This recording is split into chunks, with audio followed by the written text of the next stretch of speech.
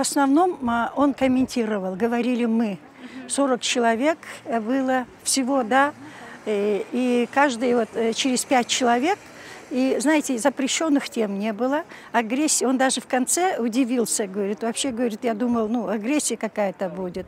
Ну, что хотели, я думаю, все могли высказаться.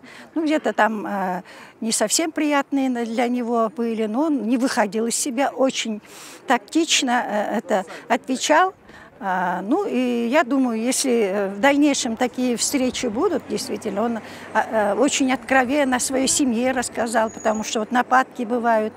Ну, всегда надежда умирает последней, говорят. Мы надеемся. Я считаю, что действительно такой, ну, нельзя сказать, что прямо на все. Ну, конструктивная такая встреча была. Я что хотела, тоже сказала. Каждый говорил о проблемах, над чем работает, наверное, в основном. Конечно, общие были, да. Ну, я вот, например, о своей деятельности. Почему? Почему вот такое случается? Ну, вчерашний, позавчерашний институт семьи. И вот о сопутствующих, почему такое возникает, и о вот этих об азартных играх, когда законодательно закрыты, они говорят через полгода, что они очень подпольно работают. Почему такое? Он сказал, что закрываются. Но я возразила, говорю, знаете, к нам приходят и говорят, если государство не сможет принятый закон свой там, это осуществить, тогда чуть не на самосуд пойдем уже, потому что действительно это продолжается, эта проблема. А скажите, пожалуйста, вы сейчас сказали, что некоторые темы были, возможно, неприятные, тяжелые, да, для главы государства? Конечно, конечно. Но она нормально, да, нормально. Какие темы, допустим, вы обозначили? И для ну, знаете, я не буду говорить, кто это, да, в общем, да, ну вот, ну, в целом, да, ну, темы были действительно, ну, какие-то иногда затрагивали, ну, не надо дорогу перекрывать и ездить там, сидите, там работаете, ну, и потом, ну, останетесь президентом, откажитесь от того. Он сказал, знаете, мы посмотрим, проанализируем, как это получится или что-то там. Ну, какие-то темы, конечно, но агрессии не было ни со стороны НПО, да. Очень, даже если какие-то... Он даже в конце сказал, говорит, я думал, вы, оказывается, нормальные. Говорит, я думал, ну, какие-то... Будете более агрессивно. Да. Ну, и, в общем-то, сказал, в общем, наверное, будем встречаться, но тематическое. Не всех так, потому что по 3 минуты было, все высказались, поэтому 4 часа встреча очень долгая была. И сказал, что это будут встречи тематические, не только он будет, а соответствующие ведомства и министерства будут принимать. А вы еще сказали, что как бы, ну, какой проблемой кто занимается, те вопросы и поднимались. Вот в вашей сфере каких изменений после встречи с главой государства вы ожидаете? Я ожидаю, что действительно, я конкретный вопрос задала, почему в законодательном, по закону не должны работать игровые заведения, они продолжают, да. И я ожидаю, что, наверное, это он сказал, я прослежу или... Ну, потом, ну, он сказал, мне ответил, конечно, говорит, мы с вами все это сразу не можем. Ну, это нравственный начало, институт семьи, почему такое происходит, да, это, говорит, общество должно. Ну, так ответил. Ага. А про Аллахачу не поднимали вопрос? В общем, говорили, да, в общем, ну, вчера вот, например, там убита была, там, и это, я даже сказала, я говорю, знаете, вот начальник или замначальник ГУВД жена, я говорю, ну, здесь подоплека очень такая, смотрите, дайте до этого, надо обратить внимание. Были приглашены в основном те, как сказать, признанные лидеры гражданского общества, которые 20 лет, 40 лет, которые, как я, например, занимаются именно построением гражданского общества. И все, которые, они не считали свой-чужой, всех пригласили. До Токтай Мемиталиева, до Толикана Саналиевна, до Азиза Абдрасулова и Турсунбек Ахун. Да? Я думаю, 40 кило мы принимали сейчас, и планировалось примерно 2 часа. А это продлилось примерно 4 часа, больше 4 часа. 2 часа больше я принимал. И каждый по часовому поясу, каждый выступил по 3, по 5 минут. И каждому президент дал ответ. Каждому дал, ну, можно сказать, исчерпывающий ответ. Это, ну, и некоторые, конечно, остались недовольны, некоторые... В любом случае, он попытался каждому ответить. И кроме того, знаешь, я предложил президенту, сказал, что я почему поддержал вашу кандидатуру. Потому что когда моя кандидатура не прошла, кандидатом президента, я поддержал, открыто поддержал вашу кандидатуру. Когда я сказал, что меня чуть не ненавидели, как будто я предался. Но на самом деле вы оправдали. Тогда я поставил задачу, чтобы как-то вот оказать содействие освобождению политически гонимых людей, которые сейчас находятся в тюремном заключении. Я как ветерана, как правозащитник, я вас прошу вас, окажите содействие в их освобождении в таком духе. И они тоже наши люди, при всем моем недостатке. В любом случае, вы будьте очень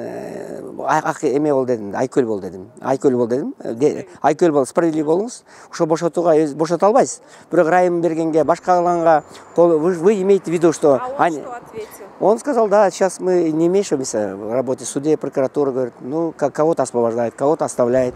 Я не имею права, когда-то будет спрос от них, говорит. Когда-то, я сейчас не вмешиваюсь, но когда-то спрос от них будет, говорит. Кто неправильно, да. Он положительный. Нет, можно сказать положительный. Он уже не сказал, что они должны сидеть достойно, осужденные сидят. Он об этом не говорил. Я сейчас не вмешиваюсь в работе прокуратуры, в работе суда. Если, конечно, насчет Текебаева сказал, что если он обратился бы насчет помилования, я бы, он не обратился же, говорит он. Он сказал, что помиловал. Да, нет, он не сказал помиловал. Он уже отказывался от помилования, он так сказал. И это говорит о том, что если бы он обратился, я бы освободил. Ответ так не было, но к этому шло, да, к этому шло. Остальным тоже, говорит, пусть обращается в суд. Я думаю, что я не имею права вмешиваться. Да. Не думайте, что. Насчет Хонгантии он сказал. Почему, говорит, те люди, которые меня сейчас критикуют, я имею в виду там, вот Умаев или Азимбек, почему они сами тогда были президентом? 8 лет. Почему они кто-то был генеральным прокурором, говорит, почему они не освободили сами? Говорит, почему здесь я крайне, почему меня обвиняют насчет Хонгантиева? Об этом сказал. Интересная была беседа. Ну и еще, кроме этого, знаете, там был разговор насчет, были тоже разговоры о изменении Конституции, говорит, давайте. Но он такого точного ответа не давал. Говорит, Конституция еще не до конца изменена, давайте проведем конституционную реформу и тому подобное, да? Он сказал, надо подумать об этом, сказал. Но это как такового четкого ответа не дал, потому что... И другие вопросы были, знаете, очень много вопросов. Насчет этого тоже сказали, насчет судебной реформы. В основном было судебных прав органов. Говорит, каждого, кто выступает, в основном всех включает комиссию или какую-то рабочую группу. Всех привлекает уже. Мы все стали помощником президента, грубо говоря, находясь там уже. Он себя привлекал, и у него было хорошее имя. А потом, когда вот это, конечно, очень некрасиво выступил Нурбек Тохтахунов, очень некрасиво. И кроме этого выступил он очень некрасиво, очень...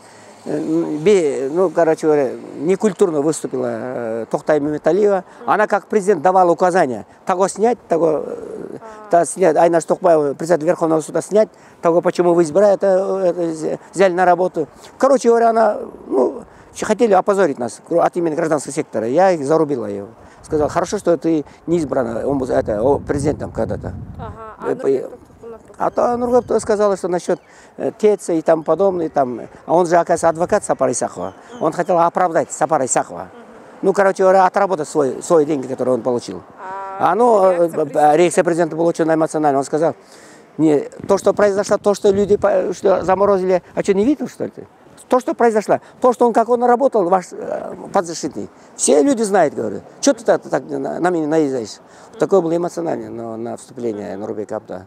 Нурбек тоже вел не очень хорошо, некрасиво очень, знаете. А в целом настроение президента?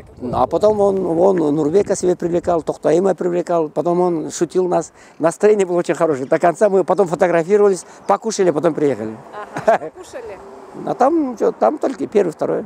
И хорошие блюда, да. Пригласили гражданский сектор. В принципе, тут не было там такого выбора, что это те, это наши, не наши, как пригласили всех.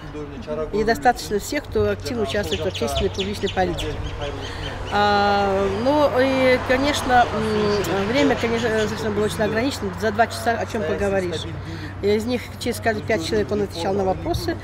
Кроме того, 3 минуты – это ужасно малое время, особенно когда поднимаются стратегические вопросы.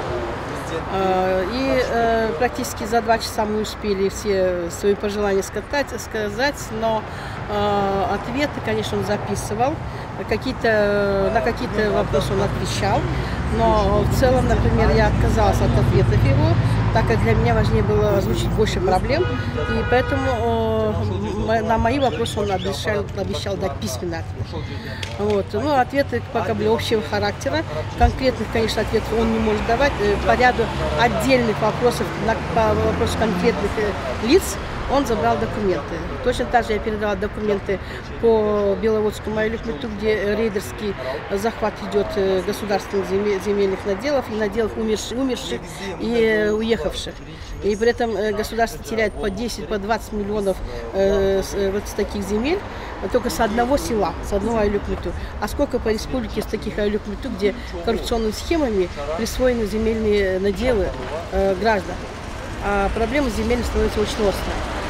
Вот это я дала в письменном виде. Свое видение на судебную реформу я как прессу, как уважающий своей структуре, передам вам по электронке. И я подняла вопрос отзыва лицензии на недроразработку до тех пор, пока они не приведут в соответствие, не удалят из нормы, из закона конституционную норму о том, что если заявитель на лицензию в течение 30 дней не получает ответа, то, соответственно, лицензия считается полученной. Поэтому это страшная коррупционная норма, в которой можно получить на все, что угодно лицензию, заплатив соответствующую мзду. Хотя эта норма противоречит закону о работе с письмами и с жалобами граждан. Я подняла вопрос, чтобы он немедленно сесть, он собрал встречу по водно-энергетическим вопросам, в части сохранения ледниковой зоны, в части, чтобы он дал оценку по введению в кодекс нормы по уничтожению ледников Лысый и Давидов. Также я хочу, чтобы на этой встрече он озвучил вопрос центральноазиатской безопасности, водных ресурсов, но в обмен на то, чтобы мы наращивали ледники, создавали биосферную зону, они должны вкладываться вот в этом направлении, а не направлять своих инвесторов на разработки где угодно, да, особенно в зоне ледников. Например, если таласские ледники исчезнут, или иссыкульские ледники, да. Кстати, иссыкульский ледник особенен тем, что по самовозобновляемости он несколько раз превышает другие зоны. И уничтожение ледников в этой зоне очень опасно, в том числе и для соседа нашего Казахстана, да, и это опасно для таласской зоны, для иссыкульской зоны. Если ледники исчезнут, наше население вынуждено будет мигрировать. И тогда, значит, мы должны сейчас пересмотреть вот вопросы экономических взаимоотношений на задачу безопасности в Таджикистане, в Кыргызстане, на усиление ледниковой зоны, а остальные вопросы, соответственно, должны брать другие государства по финансированию на эти проекты. А скажите, пожалуйста, какие еще актуальные вопросы, проблемы поднимались? Я обратилась еще с очень ключевым, с одной проблемой. Я призвала ее к политической амнистии, не к юридической, политической амнистии. При этом я попросила собрать всех кандидатов, экс-кандидатов на пост президента, которые на дебатах со мной были. В прямом эфире мы все дали обязательство, что как бы ни прошли выборы, как бы они ни фальсифицировались, но никто не выведет на площадь людей. Соответственно, они достойно это все провели, хотя у всех в душе горело по подделкам. И я считаю, что начиная с Умурбека Бабанова, они должны сейчас собрать экс-кандидатов. И он обещал еще, что мы обещали, кто бы ни пришел на пост президента, он объединит все программы. Потому что программы проработаны на очень высоком уровне у каждого кандидата. И совместив их в единую программу, он решит те проблемы, которые сегодня озвучил гражданский сектор. Сегодня прошла встреча представителей НПО и активных граждан с президентом Кыргызской республики Сооронбай Шариповичем. Встреча была запланирована 2 часа, мы проговорили более 4 часов. Очень конструктивно, очень эффективно. Разговор состоялся открытым, без принуждения. Каждый участник мог задать вопрос, получить ответ, предложения, какие-то проблемы, обращения. Вопросы были разного характера. Я, в частности, ряд предложений внес. Это касательно миграции. Как мы все знаем, более 1 миллиона наших граждан, в основном молодежь, сегодня работают в основной своей массе в Казахстане и в России. Я предложил, что необходимо открывать новые пути миграции в развитые страны. Это Соединенные Штаты, Канада, развитые европейские страны. В тех странах наши граждане, наша молодежь могут зарабатывать намного больше, получать новое образование, культуру и, конечно, новое видение той страны.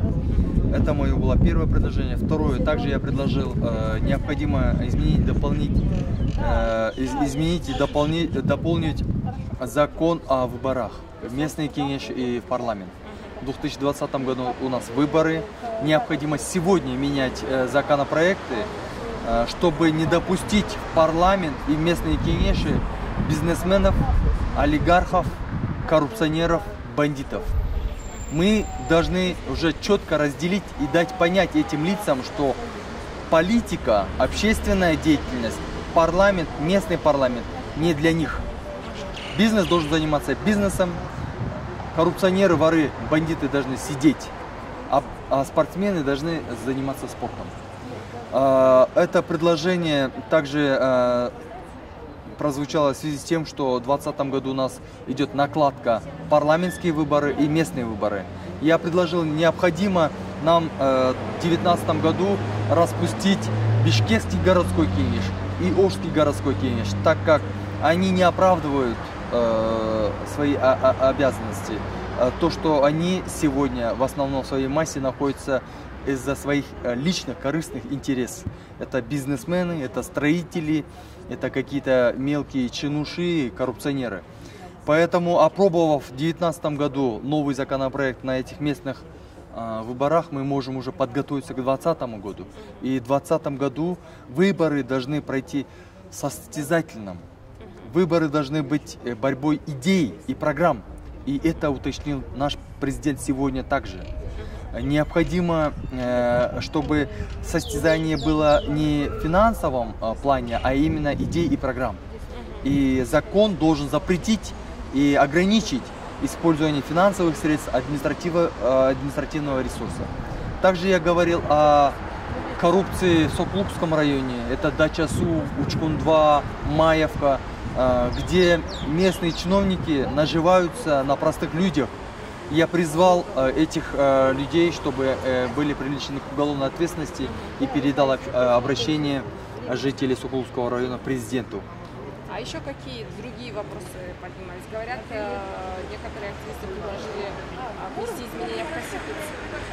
Да. Какая реакция была президента? Да, были такие предложения, изменения Конституции. Президентом было сказано, что необходимо нам сейчас решить более насущные, необходимые на сегодняшний день проблемы, отвечать на вызовы. Мы знаем, в 2020 году у нас будут выборы, до этого идет борьба. Также президент отметил, что он до конца доведет коррупцию, в частности в ТЭЦ и в других местах. Он конкретно назвал, что коррупционеры